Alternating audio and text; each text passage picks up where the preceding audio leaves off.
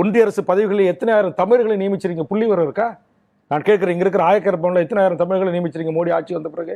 விமானத்துறையில் எத்தனை ஆயிரம் தமிழர்களை நியமிச்சிருக்கிறீங்க? உங்களுடைய கப்பல் போக்குவரத்துறையில் எத்தனை ஆயிரம் பேரை நியமிச்சிருக்கீங்க?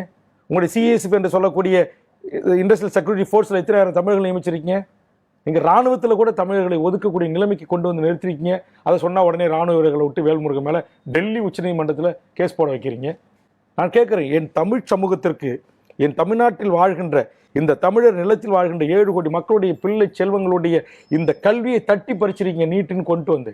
இந்த மண்ணின் மக்கள் இந்த கல்வி உரிமையத்தின் ஆண்டு காலம் 1000 சீட் இருக்குன்னா 1000 பேர் தமிழர்கள், இந்த தமிழ்நாட்டில் வாழ்கிற தமிழர்களோ அல்லது மொழி சிறுபான்மை பிள்ளை செல்வங்களோ ஆண்டாண்டு காலமாக இங்கே வாழ்கிற அவர் தெலுங்கரோ கன்னடரோ சௌராஷ்டிராவோ தாய்மொழி தமிழாக கொண்டவர்களோ இந்த நிலத்தின் உரிமையாளர்கள், இந்த நிலத்தின் பூர்வீகுடி மக்கள் பெற்று வந்த அந்த உரிமையை பறித்து இன்னைக்கு நீங்கள் வந்து 50% இன்னைக்கு வட இந்தியக்காரனுக்கு தாரை வாக்குறீங்களா?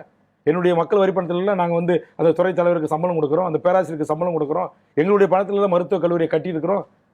இப்போ நீங்கள் எய்ம்ஸ் அடிக்கல் நாட்டின செங்கலோட தானே இருக்குது, அடுத்த தேர்தல் வந்து போச்சே. அப்போ நீங்கள் ஒன்றிய அரசுகள் நீங்கள் சொன்னீங்களே மொழிக்கு என்ன நீங்கள் செஞ்சிருக்கிறீங்க?